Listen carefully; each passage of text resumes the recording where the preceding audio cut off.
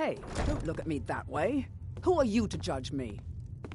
So what if I have a problem? I know how to deal with it. Welcome. Allow me to recommend the Blackbriar Mead, the purest brew in all of Skyrim. She's an absolute pleasure to work for. In fact, I almost feel guilty accepting pay from her. Why, just this last week, I was commenting to my fellow meadery workers just how lucky we are to be working for such a charitable family.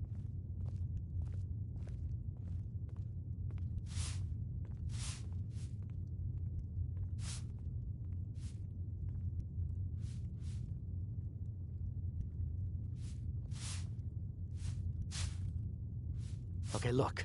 If I'm caught saying anything bad about the meadery or the family, I'm a dead man. I'm the 4th person to work the tasting counter in the last year. The last 3 are at the bottom of Lake Honrink. Just take my advice, and just get out of Riften as soon as you can. Lady Maven's been developing the secret recipe for Blackbriar Mead over the last several decades. She uses a very secret blend of spices, fresh honey from Golden Glow Estate, and specially constructed aging casks to ensure the best flavor. Even when you get to the last sip in your flagon, it'll taste just as good as the first. Damn it. Sorry. I'm not very good at this. Look, just don't say anything to Maven, will you? I've spent weeks trying to get that right, and if she sees how stupid I am, she'll get rid of me. Yeah. Fired. Sure. That's what I meant. Come back and see us again.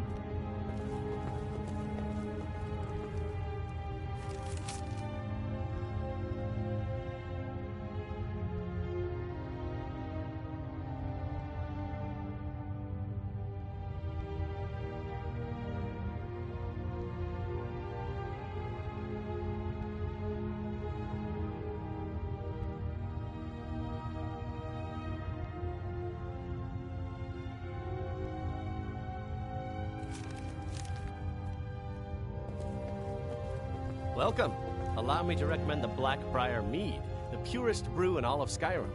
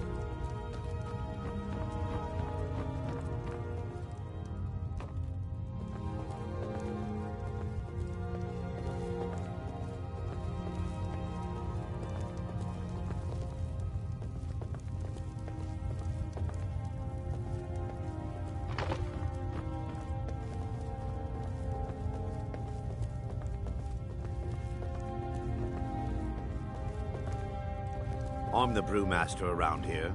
What did you want? I'm quite busy. Need something? Can I... Maven Blackbriar wants me to keep the mead flowing, and that's what I aim to do, despite all these lazy good-for-nothings that work for us. Ever since I took over as the foreman, the production of our mead has never been more profitable. And if the meadery is profitable, I'll get rich. Get the picture? Lady Maven could buy or sell anyone in Skyrim. I wouldn't be surprised if she's the one pulling the strings around this city. She's always welcome in Mistveil Keep, and between you and me, I'm pretty sure she even has some pretty influential friends within the Empire. I'd also warn you not to cross her. She employs quite a few troubleshooters to take care of messy problems. Good. Now maybe I can get back to work.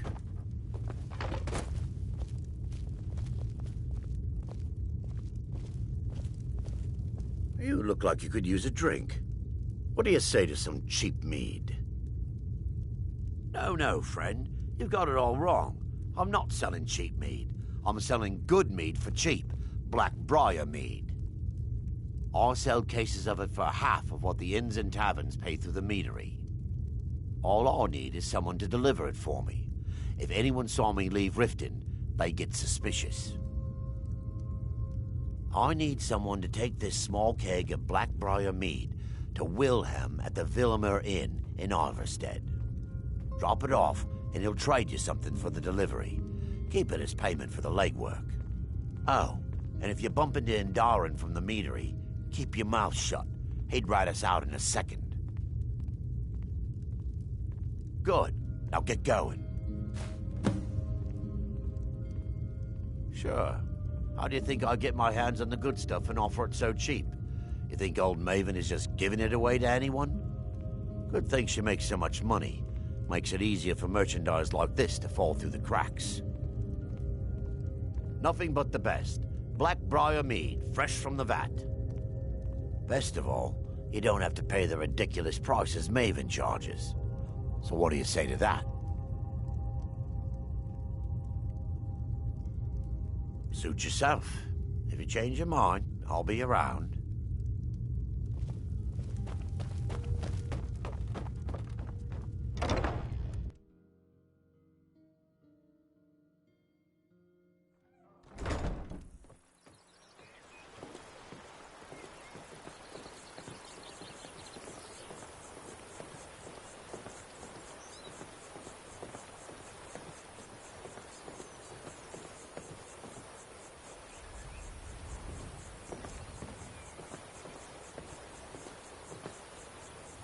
Back again? What is it this time? Be seeing you around.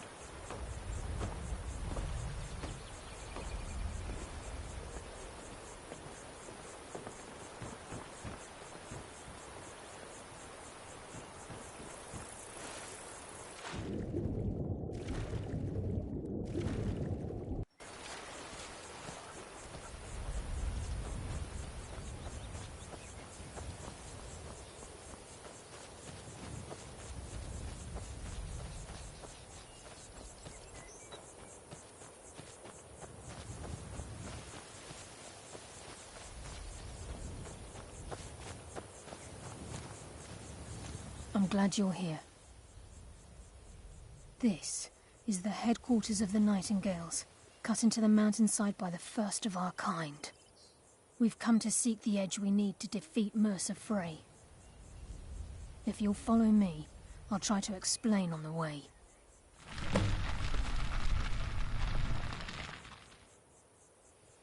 It's my hope that you will, yes.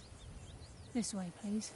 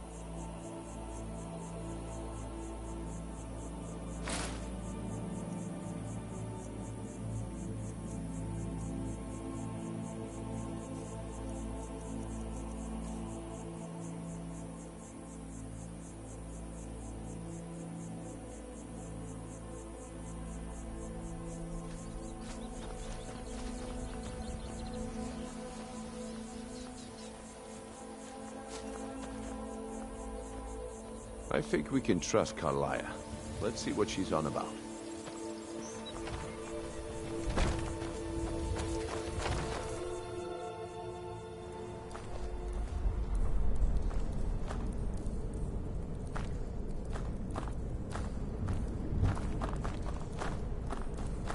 So this is Nightingale Hall. I heard about this place when I joined the guild, but I never believed it existed. The assumption that the Nightingales were just a myth was seeded within the Guild on purpose. It helped divert attention from our true nature. What's wrong, Brynjolf? I can almost hear your brow furrowing. I'm trying to understand why I'm here, lass. I'm no priest. I'm certainly not religious. Why pick me? This isn't about religion, Brynjolf. It's business.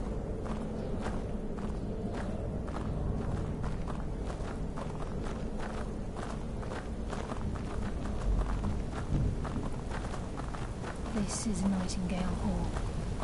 You're the first of the uninitiated to set foot inside in over a century. Now, if you'll both proceed to the armory to don your Nightingale armor, we can begin the oath. This is enough to make your head spin, eh?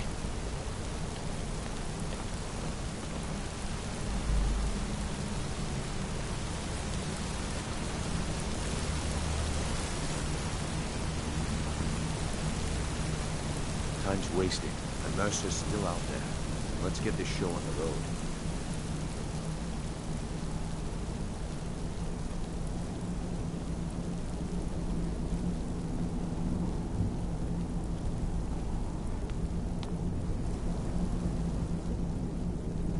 You appear hesitant to don your Nightingale armor. What's troubling you? This is enough to make your head spin, eh? You appear hesitant to don your Nightingale armor. What's troubling you?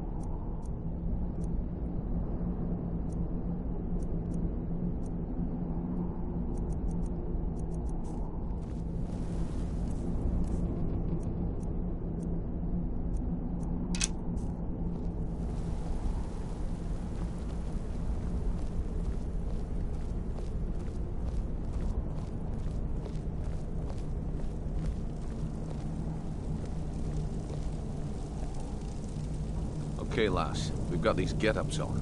Now what? Beyond this gate is the first step in becoming a Nightingale. Whoa there, lass. I appreciate the armor, but becoming a Nightingale? That was never discussed. To hold any hope of defeating Mercer, we must have Nocturnal at our backs. If she's to accept you as one of her own, an arrangement must be struck. What sort of arrangement? I need to know the terms.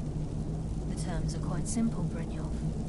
Nocturnal will allow you to become a Nightingale and use your abilities for whatever you wish. And in return, both in life and in death, you must serve as a guardian of the Twilight Sepulchre. Aye, there's always a catch. But at this point, I suppose there isn't much to lose. If it means the end of Mercer Frey, you can count me in. What about you? Are you ready to transact the oath with Nocturnal? By transacting the oath with Nocturnal, you're entering into a business deal. You'll be provided all of the power and knowledge befitting a Nightingale. You're free to use those powers as you see fit, to further your own goals, or the goals of the Thieves' Guild. In return, you'll be required to defend the Twilight Sepulchre and everything within when the need arises. More importantly, upon your death, your spirit will be bound to the Twilight Sepulchre as one of its guardians. Once the oath has been struck, the terms are binding. Knowing this, are you ready to undergo the ceremony? Good. After I open the gate, please stand on the western circle. Time's wasting, and Mercer's still out there. Let's get this show on the road.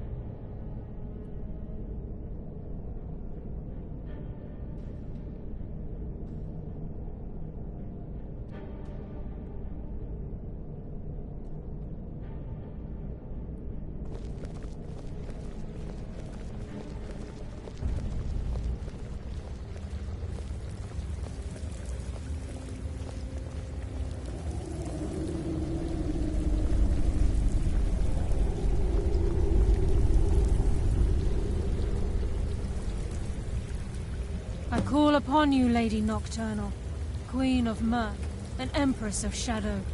Hear my voice. Ah, Carlia. I was wondering when I'd hear from you again. Lose something, did we? My lady, I've come before you to throw myself upon your mercy, and to accept responsibility for my failure. You're already mine, Carlia. Your terms were struck long ago.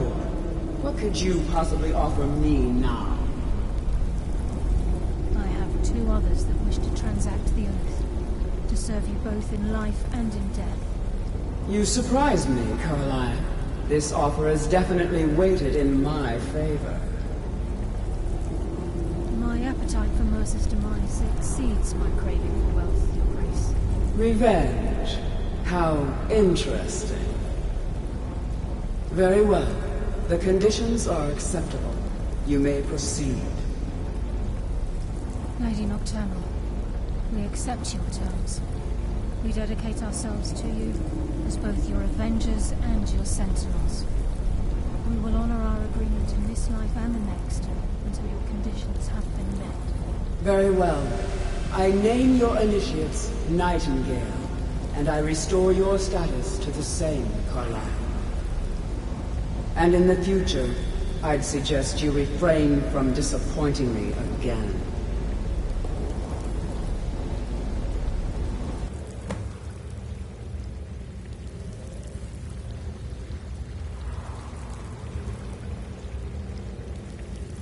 Now that you've transacted the oath, it's time to reveal the final piece of the puzzle to you.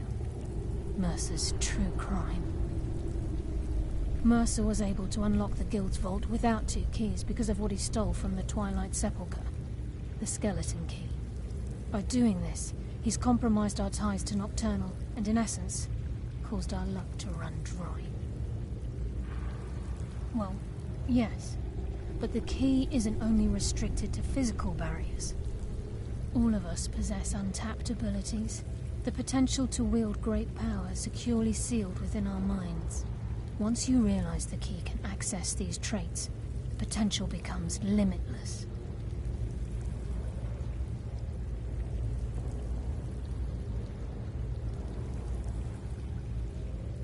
I'm afraid that's impossible. If the key isn't returned to its lock in the Twilight Sepulchre, things will never be the same for the Guild. As time passed, our luck would diminish to the point of non-existence, and whether you know it or not, our uncanny luck defines our trade. Very true. In our line of work, it's quite rare we set out to return a stolen item to its rightful owner. Before we depart, Brynjolf has some business to discuss. I suggest you listen to him. Listen, lad. There's one last piece of business we need to settle before we go after Mercer. The leadership of the Guild. Listen, lad. There's one last...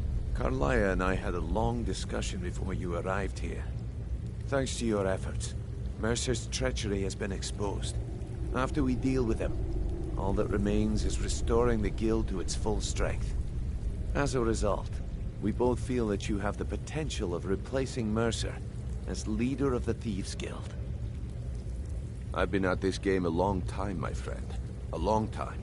I've stolen trinkets from nobles and framed priests for murder. I'm good at what I do, maybe even one of the best, but it's all I know. I've never been one to lead. Never desired it, never cared for it. Don't want it.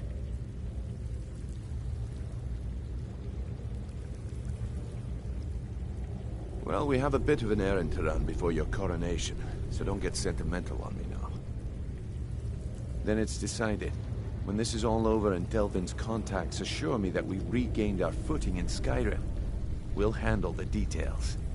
Until then, we have quite the task ahead. I've been poring over the plans you brought us, and I'm convinced the eyes of the Falmer are in the Dwarven ruins at Erkenthand. Carlia and I will meet you there. Prepare yourself, lad. This will be a fight to remember.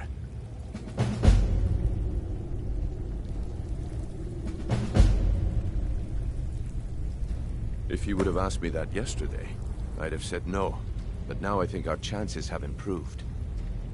Look, call me crazy if you like, but I trust Carlia.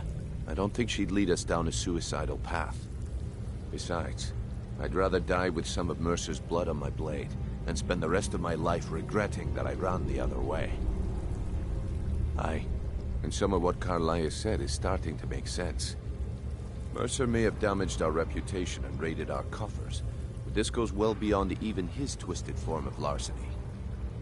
Old Delvin kept calling it a curse, and we all laughed at him.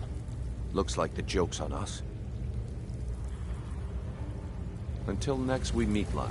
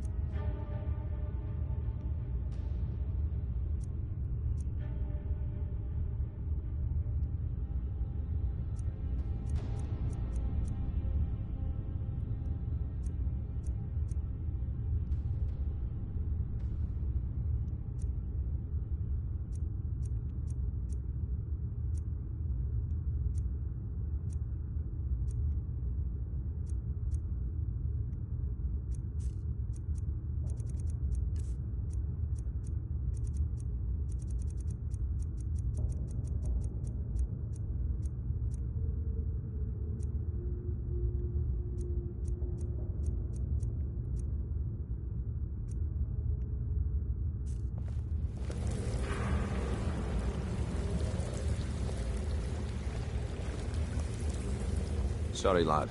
I've got important things to do. We'll speak another time.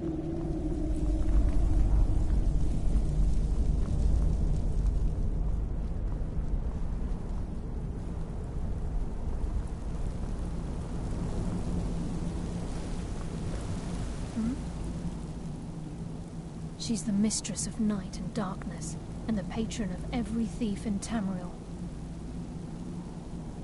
Nocturnal isn't one for worship and reverence. There are no priests and no sermons, no services and no alms.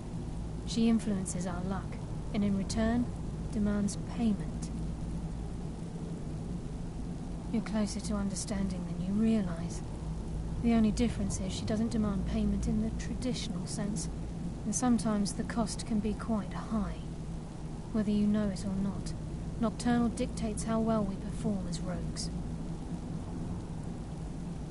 Again, you have to think differently.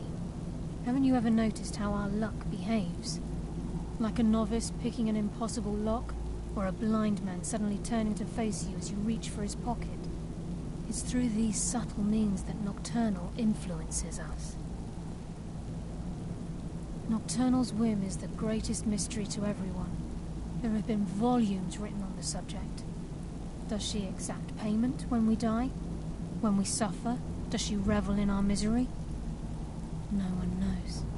The return certainly seems worth the risk, though. Gallus, Mercer Frey and I were once members of what's known as the Nightingale Trinity. The Trinity disbanded 25 years ago when Mercer Frey betrayed us by slaying Gallus and dumping his body in the ruins of Snowvale Sanctum. Indirectly, the Trinity is usually selected from the ranks of the Guild, although its existence is a closely guarded secret. The Nightingales protect the Temple of Nocturnal, a place known as the Twilight Sepulchre. Yes, now that you're a Nightingale, you may consider this your home. You'll find that this place offers many things that will help you in your endeavors, as well as a wealth of information for you to learn. Once the skeleton key has been restored to the Twilight Sepulchre, I'll make this place my home as well. With the skeleton key missing from the Twilight Sepulchre, I'm afraid Mercer's seen to it that none of us can benefit from Nocturnal's gifts. You merely transacted the oath, signed the unwritten contract with Nocturnal. In order for us to receive our abilities, our end of the bargain, I'm afraid the key must be returned. If Nocturnal was truly displeased with me, with any of us, she wouldn't have answered my call. I have no doubt that we still hold her favor, and I believe it gives us enough of an edge to defeat Mercer Frey.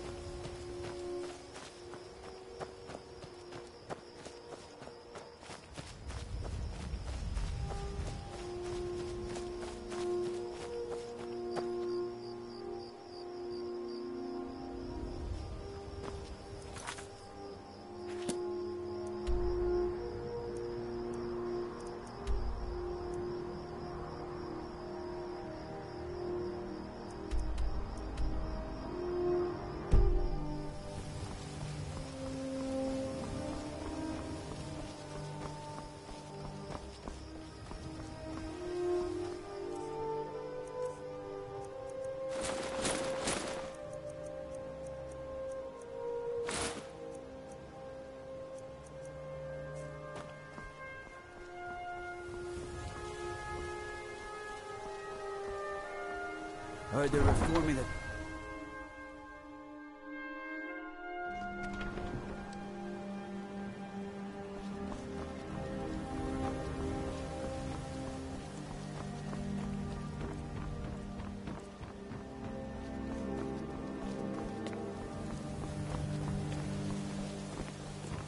I presume you're bothering me for a good reason.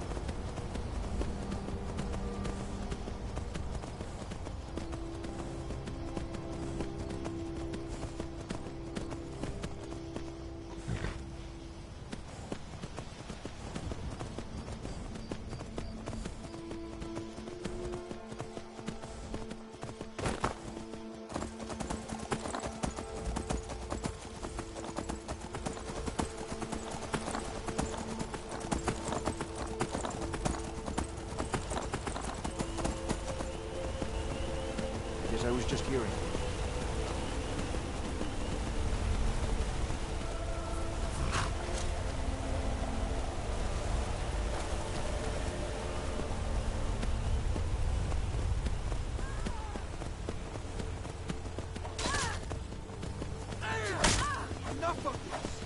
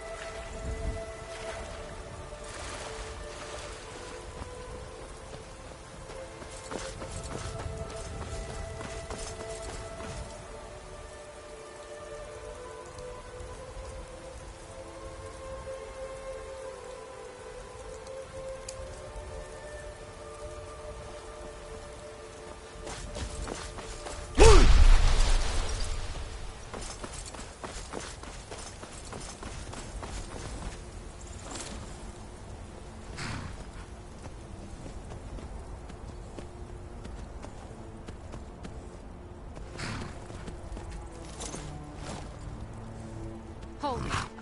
This here's a toll road, see? You're gonna have to hand over, say, 200 gold if you want to use our road. Ha! Tough talk for someone who's about to have their guts spilled.